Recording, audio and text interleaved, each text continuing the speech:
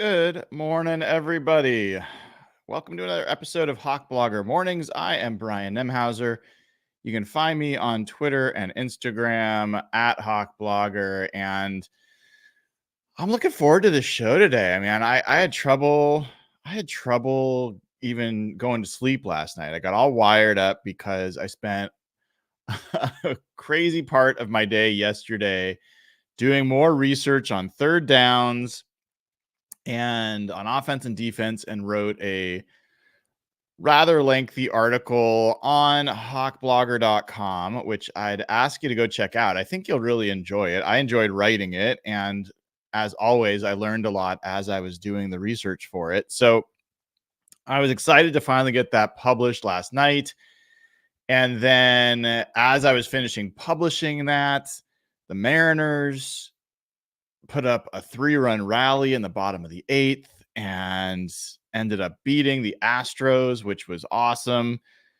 Nice to see Ryan Bliss, even though he's just he just worked a walk. It wasn't even his first hit, but nice to see him be a part of that, and nice to see the Astros go down and the Mariners climb up in the rankings there. So that was cool. But then today, it's a double pod day.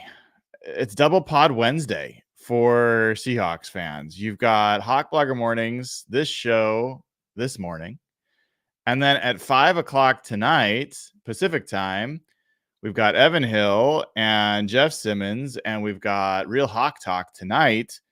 And looking forward to that. So, I had a chance to take a walk yesterday with my dog, Finn, and was listening to the Adam Schefter interview of Mike McDonald. And we are going to play parts of that interview for the show tonight at 5, react to it, offer some of our thoughts. There was another article written by Ted Yuen, of The Athletic, who came in and spoke with us a few weeks ago. This time he wrote about offensive coordinators, and specifically, actually, he didn't write about offensive coordinators. He wrote about college coordinators making the jump to the NFL, of which a number of them did this past offseason, Ryan Grubb being one of the most prominent ones. So we'll see. We might talk about that as well, or maybe that'll be a tomorrow morning thing. I don't know. But there's just lots of good stuff going on. And by the way, that's not even the topic of the show today. I mean, all those good things, and we probably will touch on some of that, but today we're going to be talking about the defensive line. We're going to be continuing the Better or Worse series. We have done safeties. We have done corners. No. Have we done corners? We've done safeties, and we've done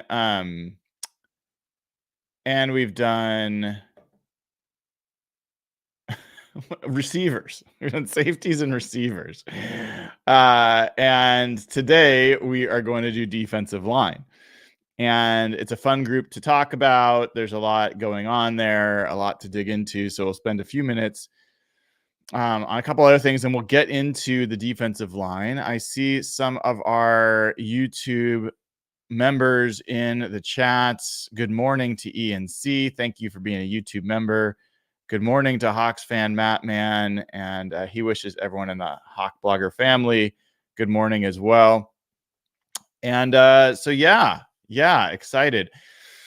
A couple things I wanted to call out before I get into the defensive line conversation, just regarding the article that I posted on third downs. And I did the very long marathon third down show on Monday. It was funny. Someone made a comment. They were like, it's really painful when you have these long pauses as you look stuff up. And I I could totally appreciate that it must be painful to listen to as I fumble through that. But I learned a ton during that show, but it was kind of all scattershot. And because I didn't know it ahead of time, it kind of came as I found it. So I used the time to then go into the article and organize my thoughts a little bit more. And there were a few things that I don't know if I brought up on the show that I wanted to at least reiterate for for people that might have missed it. Again, hawkblogger.com. You can find the article, and I think you'll like it. Please share it with others. I think they'll appreciate it as well.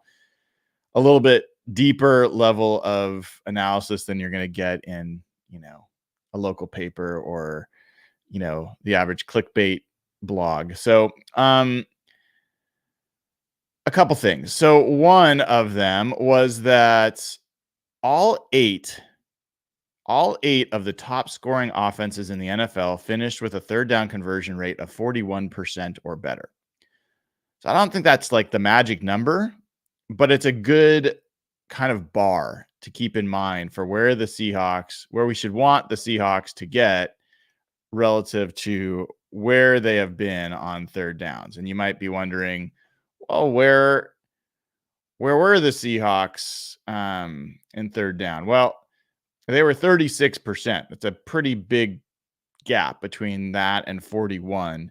And in fact, the last time the Seahawks were at 41% or better on third downs on offense was 2015. And the only two times in the last 15 years or more that the Seahawks have been 41% or better on third downs was 2015 and 2014. So it's been a while. It's been a minute. But that's kind of what you're shooting for. And so that's one piece that I wanted to share. The other piece, a couple pieces that I wanted to share that I found on the third down side. One was reiterating some of this Geno Smith information, which was that Geno Smith was not only the number one quarterback in the NFL as far as QBR, quarterback rating. That's not passer rating. Don't mix those two up. Passer rating is the simple formula that's been around for a while. Quarterback rating is the proprietary formula from ESPN that accounts situation.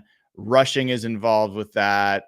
It's a much more total evaluation of quarterbacks. Anyway, so Geno Smith was number one in the NFL on first downs in QBR. And he was third best in the NFL last year by EPA per play on first and second down. So early downs, first and second downs, the only quarterbacks that had a higher EPA per play than Geno Smith last year were Brock Purdy and Josh Allen. And I just want to call this out because there's I think a pretty strong narrative out there that Geno Smith had a step back year last year and that he was not necessarily that good last year. And that people say, why he's a mediocre player. Why do people defend him? It's because of things like this, where he doesn't just finish or show out as a top 10 or a top 15 guy in some very critical numbers. He's one of the top 3, one of the top 4, one of the top 5. Another stat that he was top 5 in last year. He was the 5th rated, he was the 4th rated quarterback when he was kept clean in the pocket last year by PFF. He had a 91.1 grade. So these are not just middling numbers. And when people are like constantly talking about, hey, we should move on and find what's next, when you've got a 33-year-old quarterback that is putting up these numbers, I just continue to find that it's bizarre and kind of stubborn that people have this concept in mind that they're not open to Geno. And I know this show's about defensive line. We will get to it, but this first segment, I wanted to go through a couple other things on the third down stuff. So bear with me on this. I think it'll be worth your while. A couple other things I found in going through the Seahawks third downs by distance on offense, the Seahawks actually ranked 7th in the NFL on third downs in third and long, 7 to 10 yards. So it wasn't all bad, which was kind of interesting. It was fascinating to me. The Seahawks had a higher third down conversion rate when they had 7 to 10 yards to go than when they had 4 to 6. Their conversion rate on 7 to 10, third and long, we'll call it third and long versus third and medium. Third and long was 36.4. Their third and medium conversion was 35%. Bizarre. Very odd. And when you combine basically third and short, 1 to 3 yards, with third and medium, 4 to 6, and so you get third and 1 to 6 yards, the Seahawks ranked 29th in the NFL, converting just 44% of their chances. You might say, hey, 41% was the goal we talked about. Well, that's all third downs. When you're at 6 yards or less, you should expect a higher conversion. In fact, the best teams in football converted at 60% in those situations. So that was another piece that I hadn't quite put together when we did the show on Monday. I talked about allowed pressures. I think I put that in the article and put a visual in there that I think is helpful to kind of see what's going on there. What else? There was, so one of the things that we talked about was that Shane Waldron aggravatingly only ran the ball 35% of the time on third and short. One of the lowest percentages in the NFL, and the best teams on third and short were running it 2/3 to 3/4 of the time. Good news with Ryan Grubb is that when he was at UW, he ran the ball 65.5% of the time on third and short. So good indicators of who Ryan Grubb's going to be differently than Shane Waldron, hopefully. And then a couple other pieces. The defensive side is ugly. Ooh, boy. It was worse than I thought. I mean, they were just bad all around. I don't think you can even really limit it to here's the third down problem. It's like, here's the first down problem. Here's the second down problem. Here's the third down problem. They just were bad. If you've been frustrated watching the Seahawks defense and just wanting to puke, you have good cause. Like, it is just pretty universally a bad defense. I will say that one of the things that's going to be worth spending some time on is we know that Mike Macdonald's pressure packages and pressure patterns, as he calls them, are one of his calling cards and something we're really looking forward to seeing in Seattle. The Seahawks were one of the better pressure teams in the NFL. You might not think it. You might not feel like it. It's not like they had a premier pass rusher last year, but they were, I think, 11th in the NFL in pressure rate last year. So that is, just improving the pass rush is probably not a panacea for this team. I think run defense is a big part of that. We'll talk about that today with the defensive line here in a little bit. But, worth just remembering that. But the thing that I think the main thing, this is probably the last thing, but maybe I'm wrong, that I wanted to bring up was I did this little mini study about maybe it wasn't a systemic issue on third down since they were bad on everything, but maybe there are particular players that were getting targeted on third down. I know everyone thinks, like Bobby Wagner or, Jamal Adams or whatever. And so I actually went through, I looked at every third down play the Seahawks had last year on defense. And then I looked up who had the tackle on all of those plays. And that by itself is not necessarily a great indicator. But then I limited it to plays in which the opponent actually gained EPA. So it was a positive EPA play. That seems to be a better indicator because you could have a tackle on third down. That's a good thing. Obviously, you stop someone short of the line to gain. That's a good thing. So you shouldn't be considered a target if that's the case. So I limited it to positive EPA plays for the opponent on third down. And then I looked at kind of a count of who was most involved.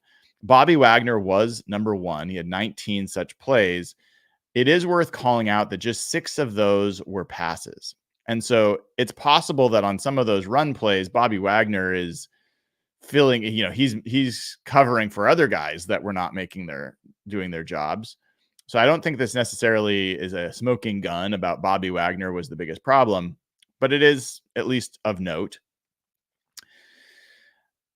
It is worth calling out Julian Love, 14 of these plays, Devin Witherspoon, 11, Quandre Diggs, 10, Jordan Brooks, 8. And that is interesting. With Witherspoon, a lot of those plays came in his first few games and then dwindled, which is a good sign. 3 of Devin Witherspoon's 11 third down, negative third down plays were penalties. 3 of Tariq Woolen's were penalties as well. We'll talk about that in a second. But penalties is at least part of that. It's not necessarily that he made didn't get covered or didn't cover somebody or was exploited. It's just that there was a penalty. As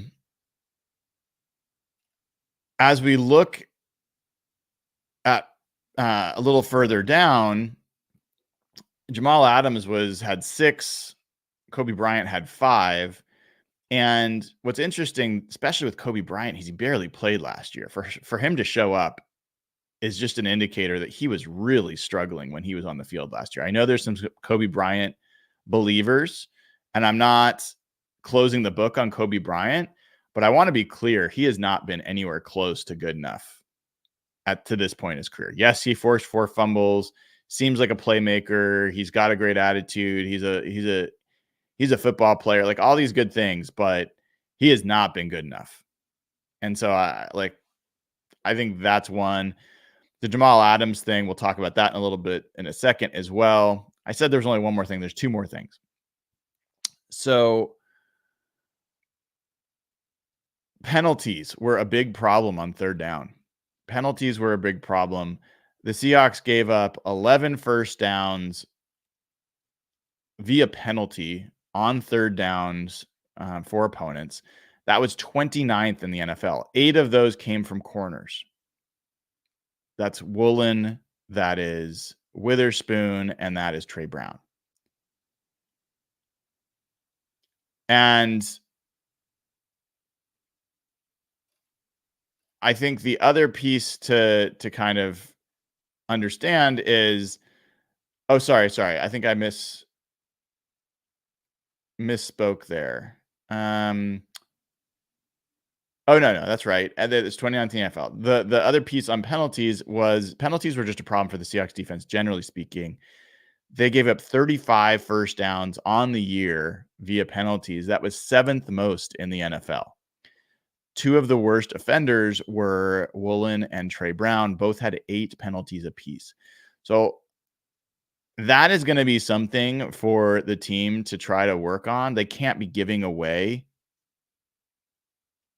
penalty yards the way they did. And that's something that Pete Carroll never seemed to get under control. And you'd like to think that's something that a more detail-oriented, more discipline-oriented, more rigorous coach might be able to help address. So that was the other piece. And then finally, tackling. Tackling was something I did a little bit more. The Seahawks, one of the worst tackling teams in the NFL last year. They actually ranked 31st out of 32 teams in PFF tackling grade. They missed 181 tackles last year. And the top 3 players in terms of missed tackles were Jordan Brooks with 21, Quandre Diggs with 20, and Jamal Adams with 15. It's amazing that Jamal Adams ranked that high in the list of missed tackles, given that he played probably a third of the season. But all 3 of those guys are gone. And I think that is, we talked about Kayvon Wallace being one of the better tacklers at the safety position in the league. Rayshawn Jenkins is a good tackler. Julian Love is a good tackler, above average tackler. So the safety position feels like it is in a much better shape from a tackling situation. There can be some misleading things with missed tackles where Sometimes your best players can get to plays that others wouldn't. And so they almost make a tackle that no one else would have even been in the vicinity of, and then they can't quite finish it.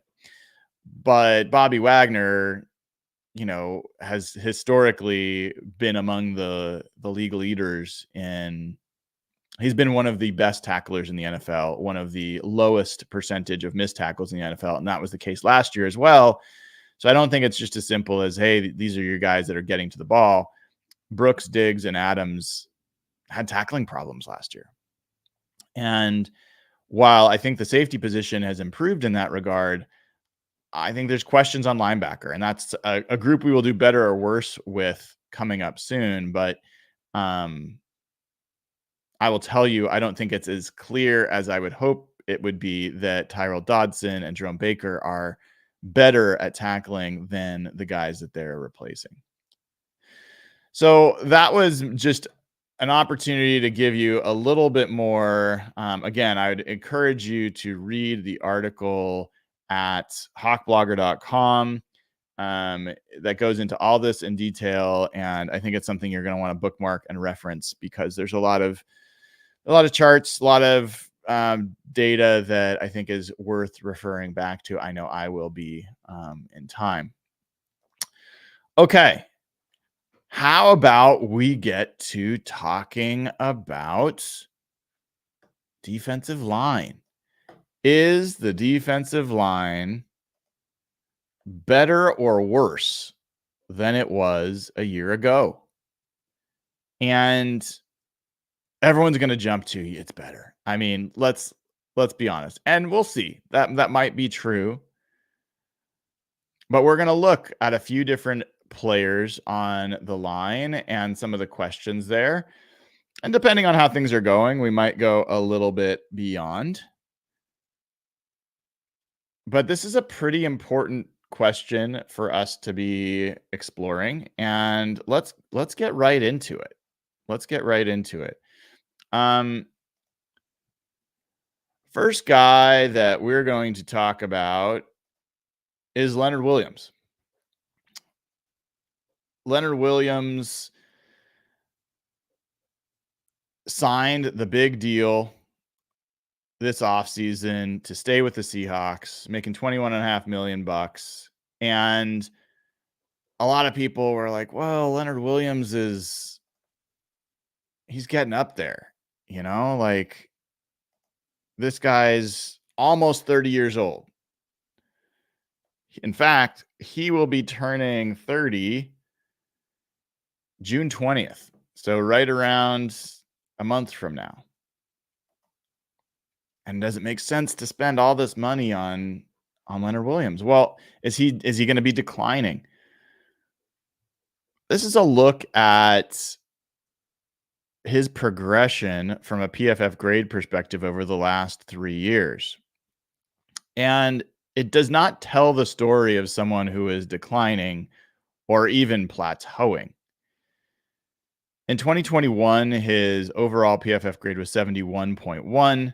In 2022, it was 77.9. And then I put just his Seattle, the grade he had while he was in Seattle after the trade last year.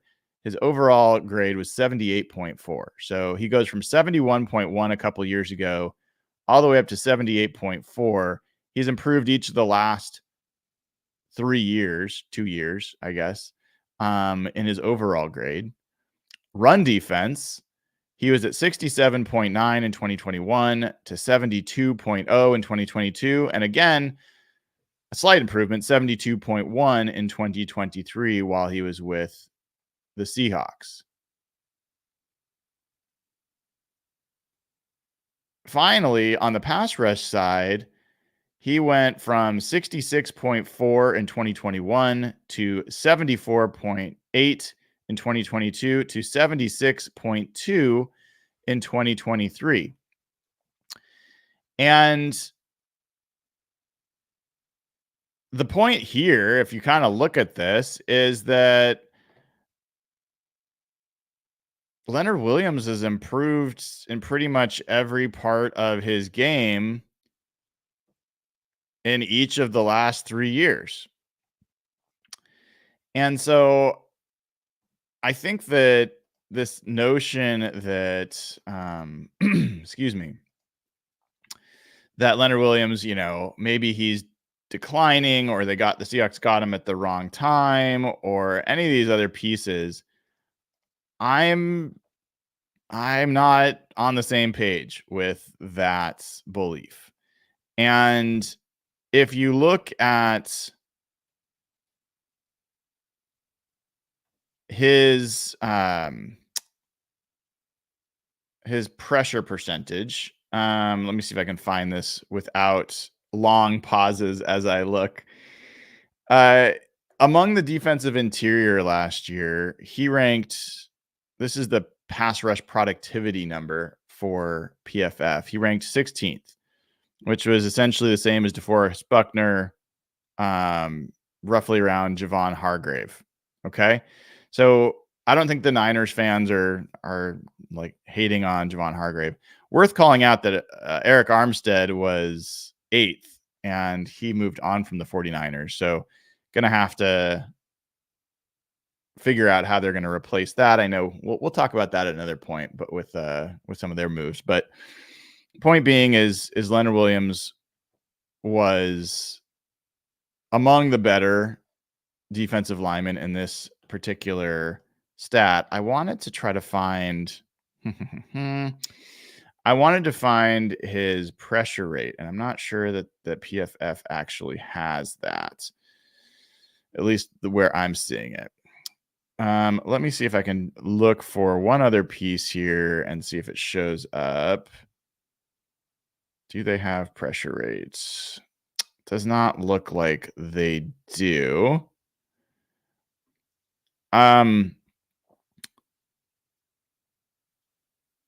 Yeah. So in general, point being with Leonard Williams that he made a significant, like he's made a pretty good progression over the last few years. He has not fallen back. He had 54 total pressures according to PFF last year, which is essentially right around Eric Armstead, DeForest Buckner, those guys. And yeah, pretty close to like Javon Hargrave and in the range of like Dexter Lawrence and those guys. Worth noting a little bit, foreshadowing for later, Ed Oliver was 4th in the NFL in pressures with 72 among defensive interior players. That is a guy that a lot of people have compared Byron Murphy to. So having Leonard Williams for a full year, I didn't really compare him as like better or worse because, he was on the team. I don't know who you're really comparing it to, but he is, I think there's every reason to think that he is going to be extremely productive working with Mike McDonald, coming to a new team. And I think let's hope for his sake and our sake that they become a winning team because he got traded from the Giants to a Seahawks team that was flying pretty high when he was traded. This was right before the Baltimore game last year, and then just went into a tailspin and didn't make the playoffs. So I really hope for Leonard Williams' sake and for our sake that the Seahawks are a much better team than they were a year ago. All right, next, Jarran Reed. Jarran Reed, somewhat of a polarizing player, depending on which fans you're talking to. And here is his progression over the last 3 years. Jarran Reed's actually a little older than Leonard Williams. He's 31 and a half years old, and he will turn 32 in December. His grades have never been particularly great with PFF. I mean, even the year where he had like 10 and a half sacks, his grade was 66.8. His pass rush grade that year was 65.6.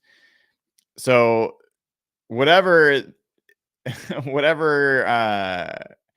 Jarran Reed does on the field, A lot of his dirty work, maybe it doesn't show up as positively graded PFF grades, but that might also just be grasping at straws. I've never thought Jarran Reed was more than a solid starter, and I think that's generally what the grades bear out for him. He can make some plays. I think he's a good guy to have on your team. If he's your best defensive lineman, that's a problem. But if he is a complementary player, I think he is a very solid rotational defensive tackle for you and can play a number of positions. Talk about that more in a second. Jarran Reed, his progression the last 3 years, also interestingly, generally positive. His overall grade in 2021 was 46.7, which is not good. It went to 61.9 in 2022, and 2023 went up to 63.5. So last year was his highest graded PFF season since that 10.5 sack year in 2018. So that was, if you thought, hey, I thought Jarran Reed played pretty well last year. Congratulations. Your eyes did not deceive you. He did play pretty well last year, especially for him. He was basically a solid starter. That's what 60 to 70 grades are, is you are a solid starter. And he did have some games where he was over 70. But generally speaking, he was just solid. Actually, let me double check that. Yeah, sorry, I was looking at the wrong year. Yeah, he had a couple of games where he was over 70, but generally speaking, he is pretty solid, just in the 60 to 70 range. His run defense went from 45.2 to 59.1 to 53.0. So it dipped a little bit last year, but his pass rush grade improved from 53 to 60.5 to 70.8. Last year was the highest pass rush grade Jarran Reed has had as a professional. This is his top. So interesting that he had a really renaissance kind of season from a pass rush perspective. He had 43 pressures, according to PFF. That is the most pressures, the second most he's had in his career, second only to the season when he had the 10.5 sacks, where he had 50 pressures. So he was just 7 off that. And I think that you can look at Jarran Reed, and then from a snaps perspective, also realize that he got the most snaps playing nose tackle last year since 2017. He played, 185 snaps in the nose tackle position. The year prior, in 2022, he played 5. Before that, 92, 43. Like, he hadn't played triple digits snaps at the nose tackle position since 2017. And that's really like lined up directly over the center. I'm talking about A gap snaps. So that was a big change in where he was being utilized. It might have contributed to his effectiveness as a pass rusher. It also may have contributed to his degradation as a run defender. And I think this is an important question for how the Seahawks are going to play going into 2024. Is Jarran Reed still going to be your primary nose tackle? I don't think he will be. And I think Jarran Reed playing defensive end in a 3-4 is a much more interesting player than Jarran Reed as your nose tackle. Now, he can move there. He's effective there. He can, as a pass rusher, maybe it makes sense that Jarran Reed is your nose tackle in pass rush situations, and he is flanked by Leonard Williams and Byron Murphy, who we'll talk about in a second. But on early downs, it may be someone else, and we'll talk about who those people might be in a second. But I think the Seahawks are more flexible at the nose tackle position than they've been. And I think you could get maybe the best of both worlds with Jarran Reed in 2024, being able to play both nose tackle and getting more snaps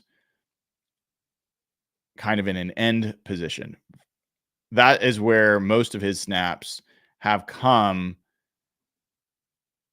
in his career, is actually lined up over the offensive tackle as opposed to lined up. Actually, the most of his snaps have come from the B gap, but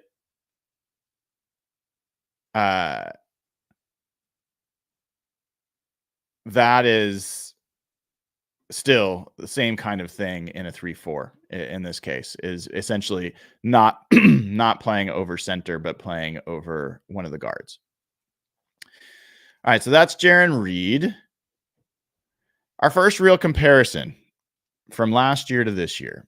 And this is where everyone's going to be like, of course the Seahawks are better this year. Look at this. You know, you're going from Mario Edwards to Byron Murphy. Of course you're better. And I think people might be surprised that Mario Edwards put up a pretty good season for the Seahawks last year. And don't freak out. I'm not saying that he's better than Byron Murphy, but I am saying the bar's a little higher than I think people realize for Murphy to clear in order for him to improve on the level of play that Mario Edwards provided last season. Mario Edwards last year, 68.0 overall grade. So he was close to an above average grade. Like 70 is that cutoff point, and he's pretty close to that. His run defense grade, 59.8. So that was not great. And then the pass rush grade, this should catch your attention. Mario Edwards had a 78.4 pass rush grade last year. And that is a better performance than people realized. I think than most people would realize, his pressure rate was pretty decent last year. He ended up with 22 pressures. And while he was not a dominant pass rusher, did not end up with a ton of sacks, he was a guy that created some challenges for opponents.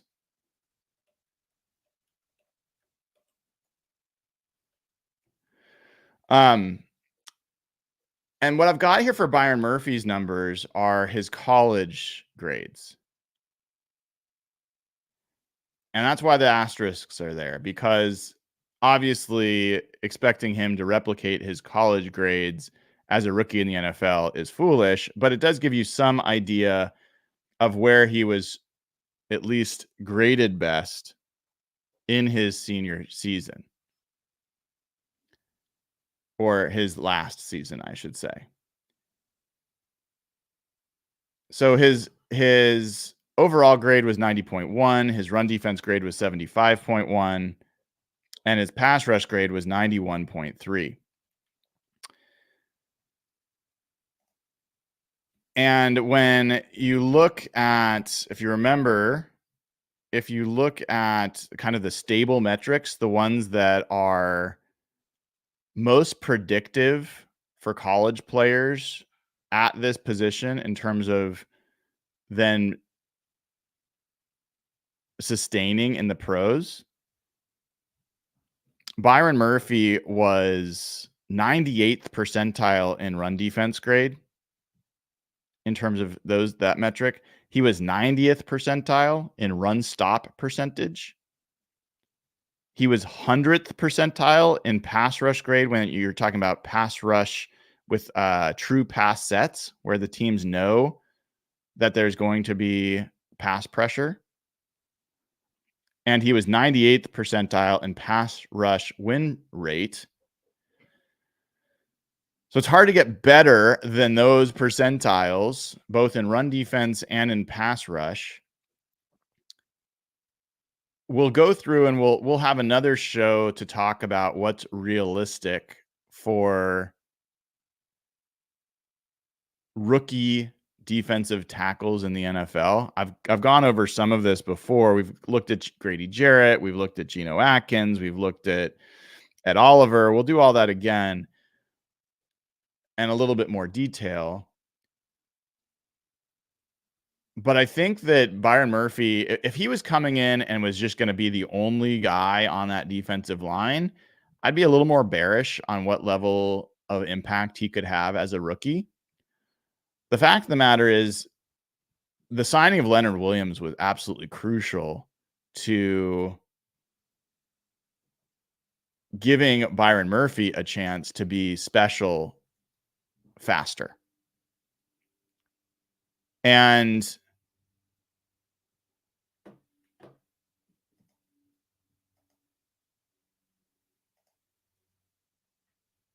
I think that his combination with Leonard Williams has the potential to be one of the best in the NFL and definitely one of the best in the division. So part of what I want to call out here is I don't think that Mario Edwards was as bad, especially on the pass rush side, as people may have remembered. And so Byron Murphy's impact may not be as immediately obvious from that perspective relative to where Seattle was last year. But again, we're going to be playing a different defense with Mike McDonald. We will see. But the reality is Byron Murphy should be a significant upgrade over what the Seahawks had in Mario Edwards last year. When you look at snap count perspective, just to give you some idea,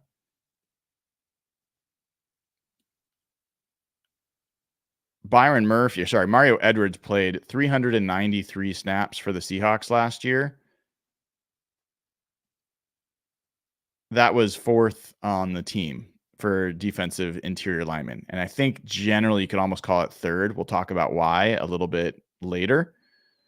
But this was a significant chunk of snaps this is probably the biggest chunk of snaps for the defensive interior that is going to be replaced. And I think there's a good reason to expect it to be an upgrade. A few other guys just to call out. Jonathan Hankins figures to be a big part of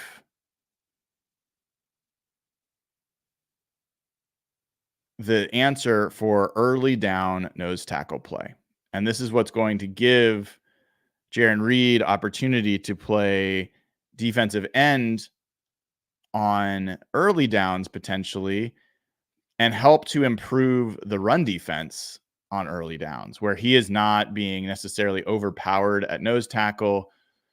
And you can have you could have Leonard Williams, Hankins, and Reed all on the field at the same time and have a very strong run defense. You could also have Byron Murphy in there at one of those spots and have strong run defense. Byron Murphy has shown that he can play nose tackle. And actually, when we interviewed him, talks about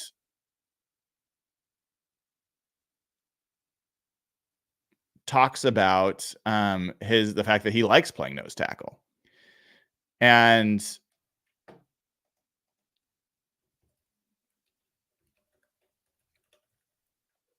Cam Young's another guy who last year was like a 4th round pick, 5th round pick, whatever he was. And he played 201 snaps last year. He graded out at 58.8. His run defense grade was 52.9.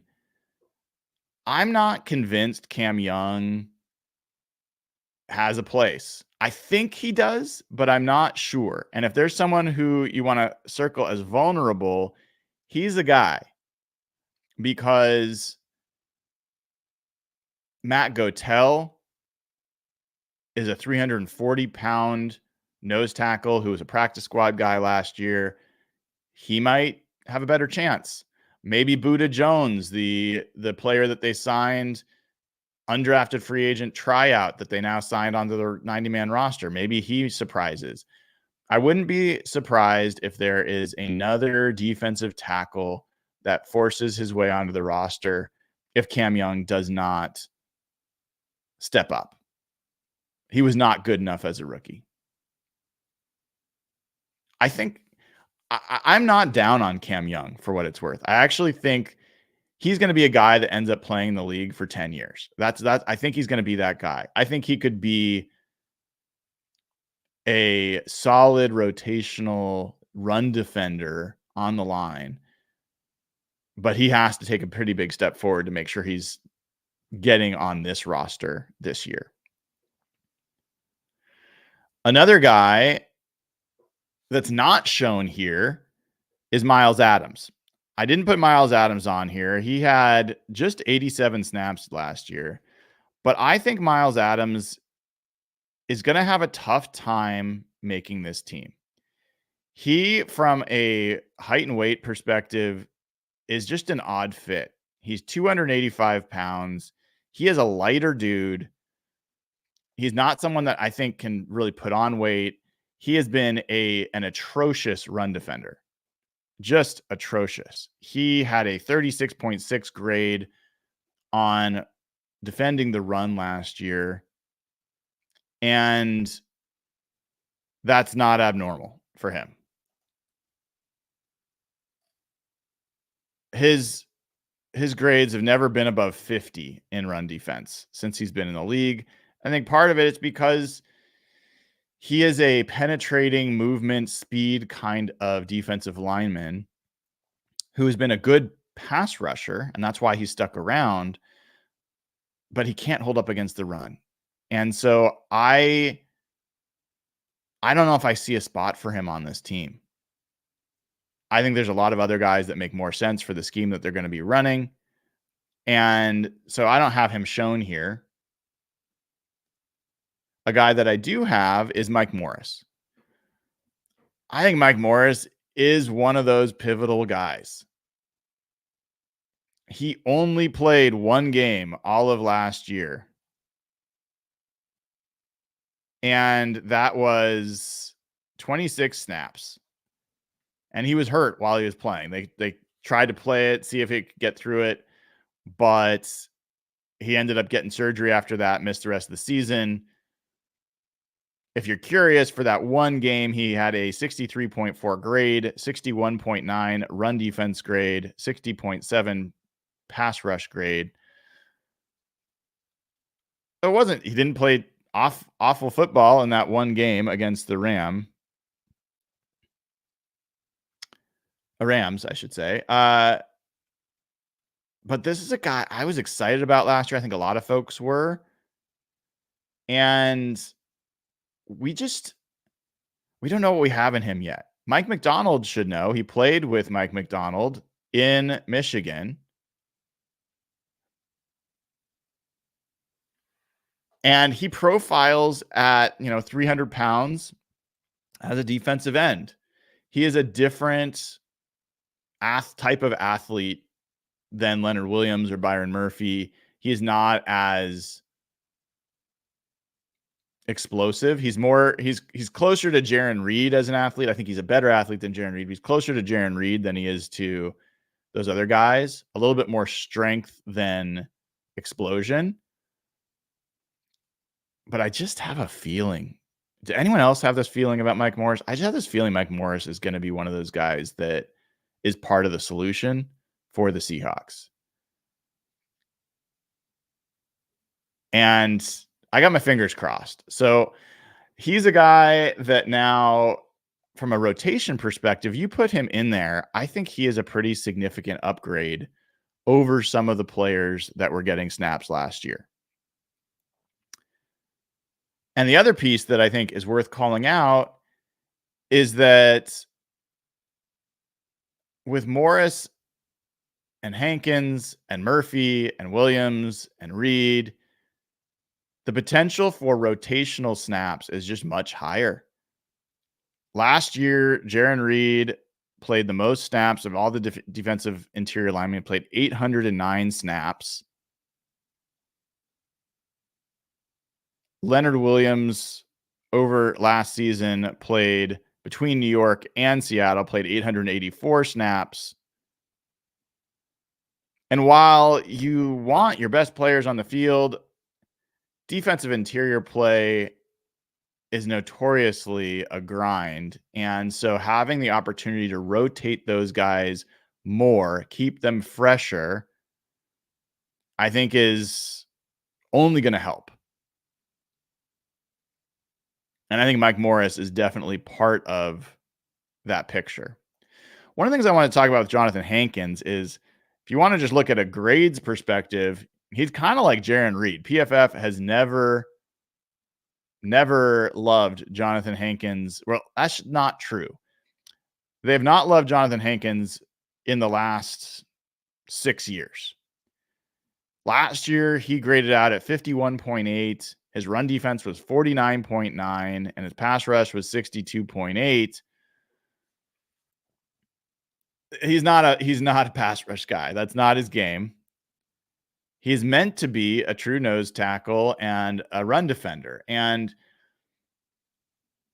I wanted to try to look this up. I'm not sure if I'm going to find it, but there was a stat somewhere about his impact when he was on the field versus when he wasn't. And from what I remember, there was I'm going to see if I can find it. So just bear with me for a second. Let me see if I can find Cowboys splits with Hankins on field. I do know that Aiden Dirty, the Seahawks' new defensive coordinator, pounded the table for Jonathan Hankins, and that they were pretty big, that he was a pretty big fan of Hankins' impact on the Cowboys defensive line. I think you heard from other Cowboys players that he also was a big part of their success last year and the last few years. So I'm not finding that number that I was looking for, so I won't belabor it. But there was a time, Jonathan Hankins, for what it's worth, is 32 years old. And he just turned 32, by the way, in March. But there was a time back when he played for the Giants early in his career that he was the elite run stuffing defensive tackle in the NFL. He was getting grades at 82.6, 84.1, 85.7, 88.1 as a run defender.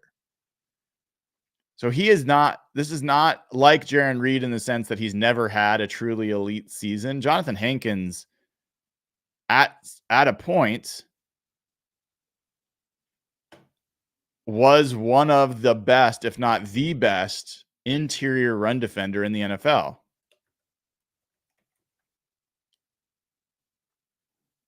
So I don't know that you're going to expect that, but it's just good to know that he has been that at some point in his career.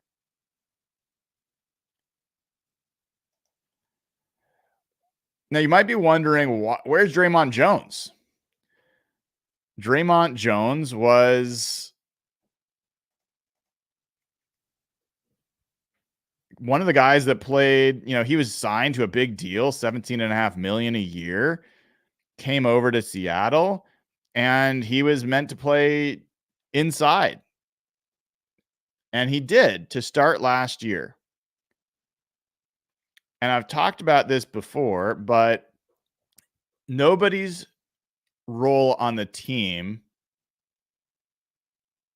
Nobody's role on the team changed more than Draymont Jones after the Leonard Williams deal. I don't have an easy way to. Oh, I do. I do. Okay. So before the Leonard Williams deal, Draymont Jones. I'm going to do this real quick. Hold on 1 second. Bear with me. Well, it might be harder than I want it to be. Let's see if I can. No, it won't let me do it.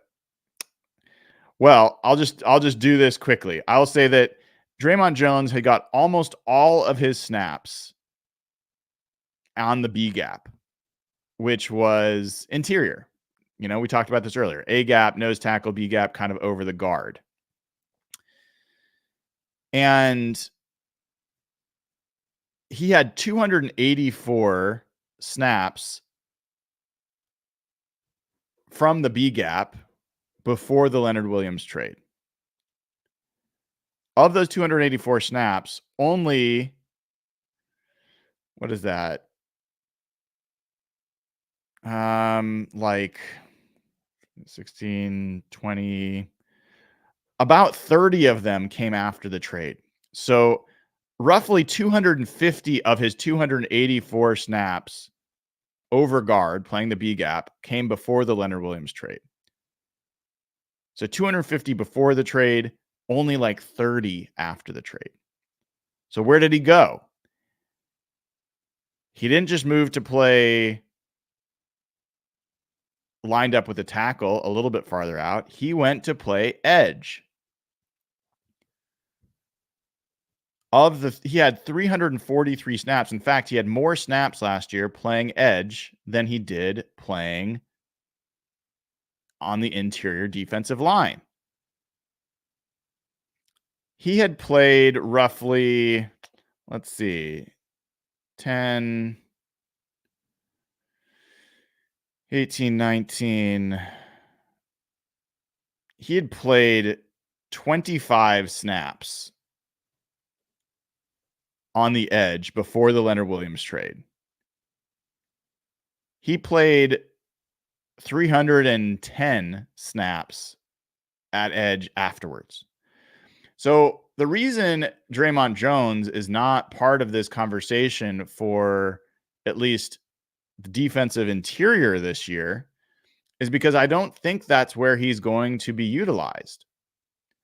And you can talk about this as when you're debating, are the Seahawks better or worse? Draymond Jones, his defensive end snaps, his B gap snaps, the 284 snaps he got last year at the B gap, those are what I think you're going to see Byron Murphy getting more of, Mike Morris getting more of. And Draymond Jones, as much as I think he's a good player, he is also a little bit undersized. And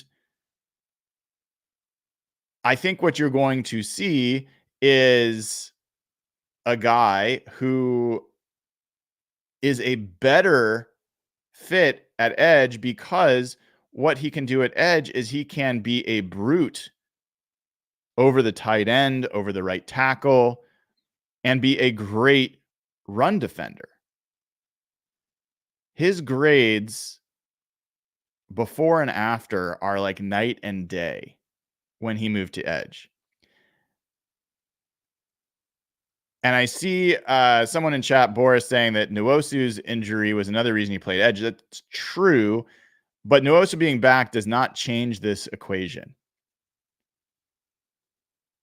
Draymond Jones, his best fit for what the Seahawks are going to be doing, both physically and from a talent perspective, is going to be playing on the edge. And as a case in point, let me do a quick look here, see if this will work. I'm going to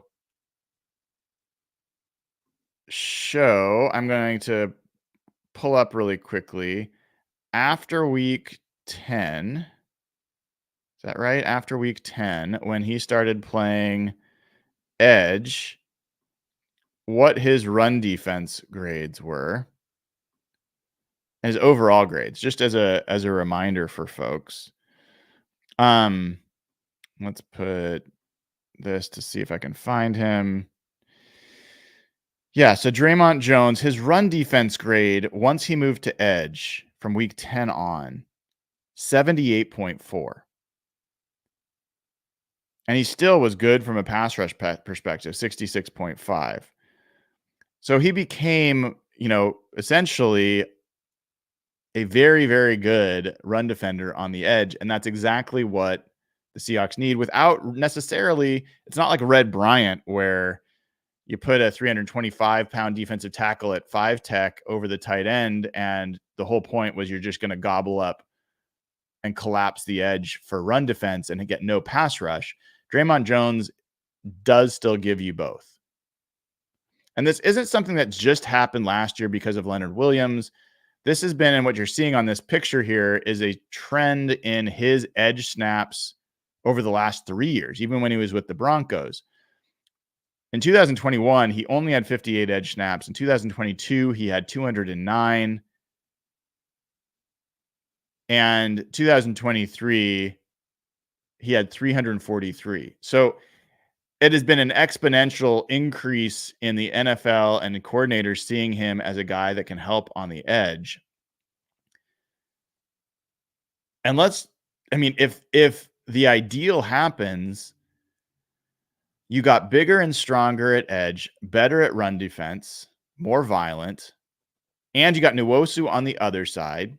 Mafe is a perfectly good person to rotate. He is a solid run defender. He's not necessarily going to be as good of a run defender as Draymont Jones, as an edge player at least. But you got those, imagine Draymont Jones and Nwosu as your starting edges. And I know everyone's going to freak out about Mafe. I'm telling you, from a base down perspective, I would expect Draymont Jones to be out there. But if you have those guys at edge and what they can do from a run defense perspective, now you have potentially Jaron Reed, Hankins, and Leonard Williams, or Byron Murphy at one of those. Your front, in terms of a run defense group, is just night and day. And some of it's not new players. Some of it's the same players, but playing at a position where their strength is going to be accentuated more. The Jaron Reeds, the Draymont Jones.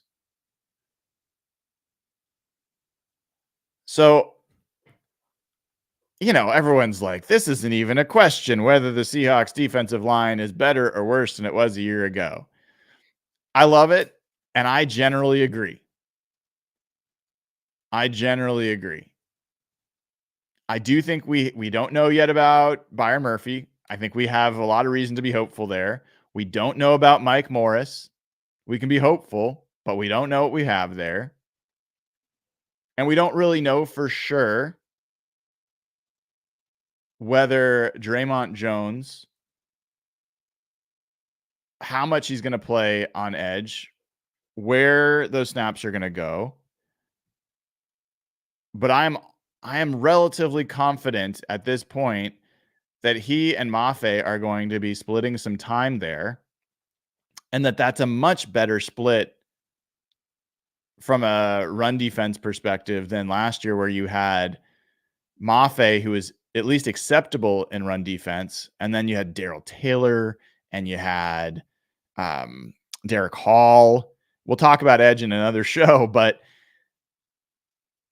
I think that you're in a much better position to be a physical team with this group than you were last year. I think the upside of this group is higher by a long shot than last year. There was nobody on last year's team until Leonard Williams was brought in that had top shelf Pro Bowl level potential. And now you've got, I think, at least two in Williams and Murphy. But we have to be realistic about what Murphy's going to do in his rookie season. We'll do a whole show on that. We'll go into looking at what other players have done in their rookie years as defensive tackles. But I think the question for everybody, the answer for everybody on this question of whether they are better or worse on the defensive line, they are better. And that makes 3 for 3. Now, I've intentionally picked some of these, but safeties, I think they're better. And we talked about that with Jeff. I think that there's a lot of reason to think that safety's better, despite what some people might think. I know Cody Alexander would say that they're better in that regard. We talked about receivers and why that one's not as clear. I think that one's a little bit more debatable, and it's going to depend on how far Tyler Lockett slides versus how much JSN progresses. But generally speaking, especially at the back end of that part of the roster for receivers, I like Jake Bobo. I like Laviska Shenault potentially. I like Derek Young coming back healthy. I think there are, and I certainly believe JSN is going to take a big jump forward. So generally, I like the receiver room more than I liked it last year. And then defensive line, this one's one of the easy ones. They're better. They're better. And so let's just have some fun enjoying a clear, better group. And we'll talk soon about some of these harder to discuss groups. Linebacker for me is one I'm looking forward to. I want to do that with Jeff Simmons. Maybe we'll do that this weekend. But for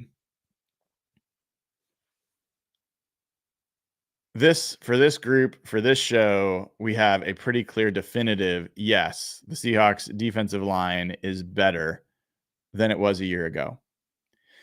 All right, everybody.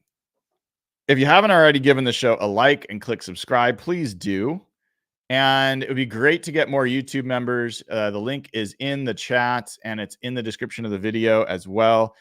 Patreon members, get your questions in the Slack channel. We got the 5 o'clock show tonight for Real Hawk Talk. Evan Hill, Jeff Simmons, and I will be on 5 o'clock Pacific time answering Patreon questions. You can get your questions answered by signing up at patreon.com/hawkblogger. And you get immediate access to the Slack channel. You'll find the thread where we give people an opportunity to ask their questions. You also get the audio versions of this podcast. So the only way to get the audio versions is to be a Patreon member, patreon.com/hawkblogger. Highly recommend doing that. The link is also in the description of the video. Until tonight on our Double Pod Wednesday, I'm Brian Nemhauser. Thank you for tuning in. This has been another episode of Hawk Blogger Mornings. Take care, everybody.